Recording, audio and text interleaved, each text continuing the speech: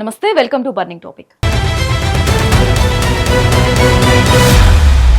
భారత సార్వభౌమాధికారాన్ని ప్రజాస్వామ్య వ్యవస్థకు అతలాకుతలం చేసేందుకు అంతర్జాతీయంగా జరుగుతున్న ఒక భారీ డీప్ స్టేట్ కుట్రకు సంబంధించిన సంచలన నిజాలు ఇప్పుడు బయటకు వస్తున్నాయి.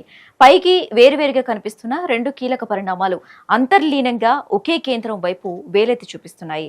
ఇటు దేశీయంగా హఠాత్తుగా తెరపైకి వచ్చిన కాక్రోచ్ జనతా పార్టీ అనే కొత్త రాజకీయ తరహా ఉద్యమం, అటు పుల్వామా ఉగ్రదాడి సూత్రధారి జమ్మూ కాశ్మీర్ మూలాలు ఉండి పాకిస్తాన్లో ఆశ్రయం పొందుతున్న ఉగ్రవాది వ్యవహారం.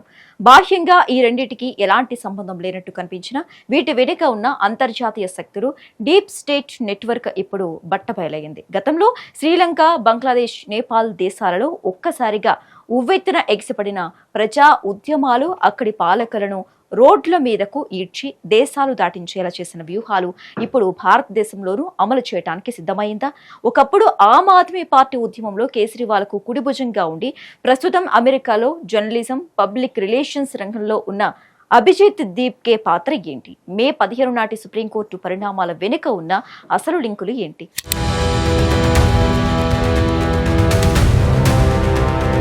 భారత సార్వభౌమాధికారాన్ని దెబ్బతీసేందుకు అంతర్జాతీయ వేదికలపై తెరవెనుక ఒక మహాకుట్ర రూపుదిద్దుకుంటోంది. ప్రధాని నరేంద్ర మోదీని గద్దె దించటమే లక్ష్యంగా అంతర్జాతీయ నిఘా సంస్థలు వ్యూహాత్మకంగా అడుగులు వేస్తున్నాయి.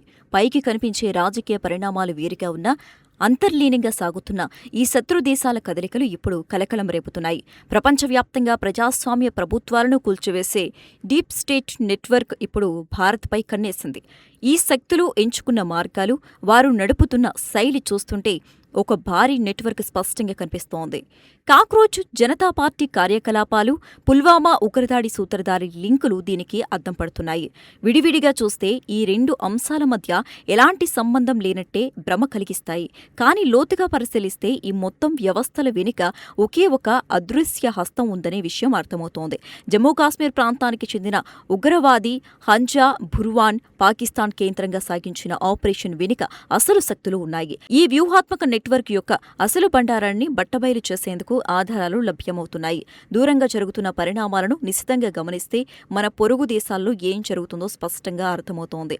శ్రీలంక, బంగ్లాదేశ్ దేశాల్లో ఒక్కసారిగా ప్రజల్లో చెలరేగిన ఆగ్రహ జ్వాలలు యాదృచ్ఛికంగా వచ్చినవి కావు. అక్కడ ఉవ్వెత్తున లేచిన కెరటాల్లాంటి జంజీ ఉద్యమాల వెనుక విదేశీ శక్తుల ఆర్థిక, వ్యూహాత్మక సహకారం ఉంది. ప్రజాస్వామ్యబద్ధంగా ఎన్నికైన పాలకులను రోడ్ల మీదకు ఈడ్చి పారేసేలా ఆ శక్తులు అక్కడి ప్రజలను ఉసుగొల్పాయి. తీవ్రమైన నిరసనలతో కొందరు పాలకులను తన్ని తరిమేసే పరిస్థితిని అత్యంత ప్రణాళికాబద్ధంగా సృష్టించారు. ప్రాణాలు కాపాడుకోవటానికి పక్క దేశాలకు పారిపోయేలా చేసిన ఆ ఆందోళనల వెనుక డీప్ స్టేట్ హస్తం స్పష్టంగా ఉంది. ఆ తరువాత అక్కడ తమకు అనుకూలమైన కొత్త ప్రభుత్వాలు ఎలా ఏర్పడ్డాయో మనం కల్లారా చూసాం. ఇప్పుడు అదే తరహా అరాచక ఉద్యమాన్ని భారత్లో కూడా ప్రవేశపెట్టేందుకు ఒక కుట్రపూరిత రోడ్ మ్యాప్ తయారైంది. నేపాల్ సరిహద్దుల నుంచి దేశ రాజధాని వరకు ఈ అదృశ్య నెట్వర్క్ తన కార్యకలాపాలను విస్తరిస్తోంది. వివిధ దేశాల్లో విజయవంతమైన ఈ వినాశకర ఫార్ములాను ఇప్పుడు మన దేశంలో ప్రయోగించాలని చూస్తున్నారు.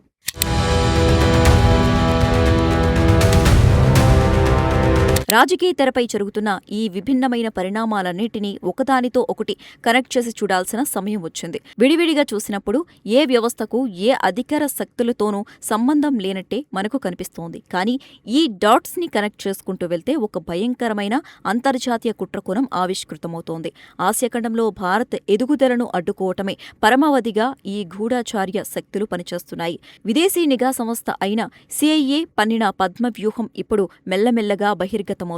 పొరుగు దేశాల్లో నడిపిన వ్యూహాత్మక అరాచక పర్వాన్ని ఇప్పుడు కాక్రోచ్ జనతా పార్టీ పేరుతో అక్కడికి తీసుకొచ్చారు. దేశంలో అంతర్గత కల్లోలాలు సృష్టించడం ద్వారా కేంద్ర ప్రభుత్వాన్ని అస్థిరపరచడమే వీరి ప్రధాన వ్యూహం.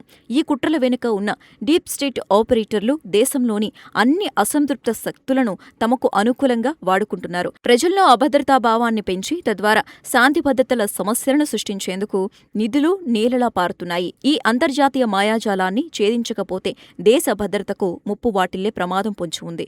ఈ మొత్తం అంతర్జాతీయ కుట్ర వెనుక ఒక కీలకమైన పాత్రధారి పేరు ప్రముఖంగా వినపడుతోంది. ఒకప్పుడు సామాజిక కార్యకర్తగా, జర్నలిస్టుగా సమాజంలో గుర్తింపు తెచ్చుకున్న వ్యక్తి అభిజిత్ దీప్.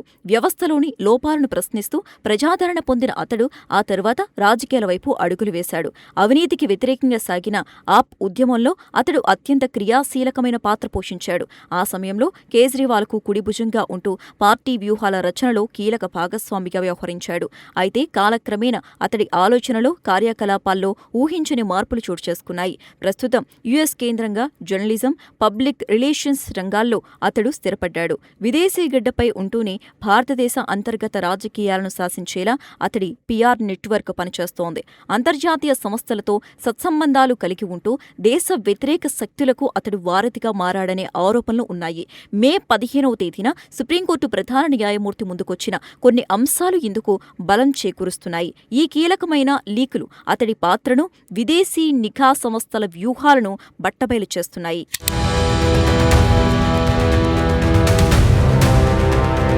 దేశ చరిత్రలోనే అత్యంత నరమేధంగా మిగిలిపోయిన పుల్వామా ఉగ్రదాడి వెనుక ఉన్న అసలు రహస్యాలు భయపెడుతున్నాయి. ఆ ఘోర కలికి సూత్రధారి అయిన ఉగ్రవాది హంజా భర్వాన్ అసలు పుట్టుపూర్వత్రాలు ఇప్పుడు సంచలనంగా మారాయి. జమ్మూ కాశ్మీర్ స్థానికుడైన అతడు దేశ సరిహద్దులు దాటి పాకిస్తాన్ కేంద్రంగా ఉగ్రవాద నెట్వర్క్ నడిపాడు. సరిహద్దుల అవతల ఉంటూనే భారత రక్షణ వ్యవస్థలపై దాడులకు వ్యూహాలు రచించడంలో అతడు స్థిరహస్తుడు. విదేశీ నిఘా సంస్థల ఆర్థిక అండదండలతోనే అతడు ఇంతటి భారీ ఆపరేషన్లను విజయవంతంగా నిర్వహించగలిగాడు. పైకి కేవలం ఉగ్రవాద చర్యగా కనిపించినా దీని వెనుక పెద్ద పొలిటికల్ గేమ్ ప్లాన్ దాగి ఉంది. ఎన్నికల సమయంలో దేశంలో అల్లకల్లోలం సృష్టించి తద్వారా లబ్ధి పొందాలని కొన్ని శక్తులు భావించాయి. ఈ ఉగ్రవాద నెట్వర్క్ ప్రస్తుత రాజకీయ అసమ్మతి గ్రూపులకు మధ్య ఉన్న సంబంధాలు విస్తుగొలుపుతున్నాయి. నిఘా వర్గాల దర్యాప్తులో తేలిన విషయాలు ఈ డీప్ స్టేట్ కుట్రను నిరూపిస్తున్నాయి. శత్రుదేశాల ఏజెంట్లు భారత రక్షణ, రాజకీయ వ్యవస్థలను ఒకేసారి టార్గెట్ చేశారనేది నిజం. ఈ మారణహోమం వెనుక ఉన్న అంతర్జాతీయ లింకులను ఛేదించడం దేశ భద్రతకు అత్యంత కీలకం.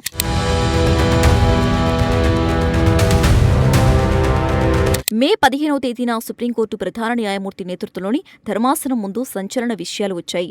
దేశ భద్రతకు, సార్వభౌమాధికారానికి ముప్పు తెచ్చేలా సాగుతున్న ఈ కుట్రల డేటా న్యాయస్థానానికి చేరింది.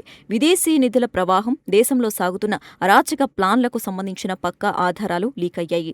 అంతర్జాతీయ పిఆర్ ఏజెన్సీలు భారత ఎన్నికలను ఎలా ప్రభావితం చేయాలని చూస్తున్నాయో ఇందులో స్పష్టమైంది. లీకైన పత్రాల ప్రకారం కొన్ని సామాజిక సంస్థల ముసుగులో విదేశీ గూఢాచార్య శక్తులు దేశంలో చొరబడ్డాయి. ప్రజాస్వామ్య వ్యవస్థలను అపహాస్యం చేస్తూ ప్రజలను తప్పుదోవ పట్టించేలా పెద్ద ఎత్తున ప్రచారం సాగుతోంది. న్యాయస్థానం ముందు ఉంచిన ఈ నివేదికలు దేశవ్యాప్తంగా పెద్ద రాజకీయ దుమారాన్ని రేపుతున్నాయి. ప్రభుత్వం కూడా ఈ అంతర్జాతీయ నెట్వర్క్ను అణిచివేసేందుకు కఠినమైన చర్యలకు సిద్ధమవుతోంది. విదేశీ గడ్డపై కూర్చుని దేశాన్ని అస్థిరపరచాలని చూస్తున్న శక్తుల ఆటలు సాగనివ్వబోమని హెచ్చరిస్తోంది. ఈ న్యాయ పోరాటం ద్వారా విదేశీ నిఘా సంస్థల అసలు ముసుగు త్వరలోనే పూర్తిగా తొలగిపోనుంది.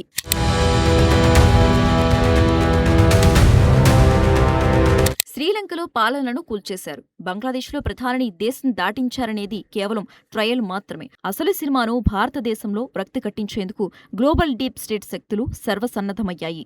ప్రధాని నరేంద్ర మోదీని అధికారపీఠం నుంచి తొలగించడమే వారి ఏకైక అజెండాగా మారింది. ఇందుకోసం వారు సృష్టించిన కాక్రోచ్ జనతా పార్టీ, ఇతర నెట్వర్క్లు క్షేత్రస్థాయిలో పనిచేస్తున్నాయి. విడివిడిగా సాగుతున్న ఈ పరిణామాల వెనుక ఉన్న అసలు డాట్స్ ని ఇప్పుడు దేశ ప్రజలు గమనిస్తున్నారు.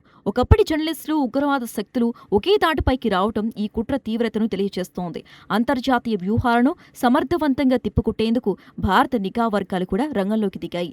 దేశ సార్వభౌమత్వాన్ని కాపాడుకునేందుకు ప్రజల సైతం ఈ అంతర్గత శత్రువుల పట్ల అప్రమత్తంగా ఉండాలి. విదేశీ నిఘా సంస్థ సిఐఏ వేసిన ఈ వ్యూహాత్మక తప్పటడుగులు ఇప్పుడు పూర్తిగా బట్టబయలయ్యాయి. ఈ మహాకుట్రను ఛేదించి దేశాన్ని సురక్షితంగా ఉంచటమే ప్రస్తుత రక్షణ వ్యవస్థల ముందున్న అతిపెద్ద సవాల్.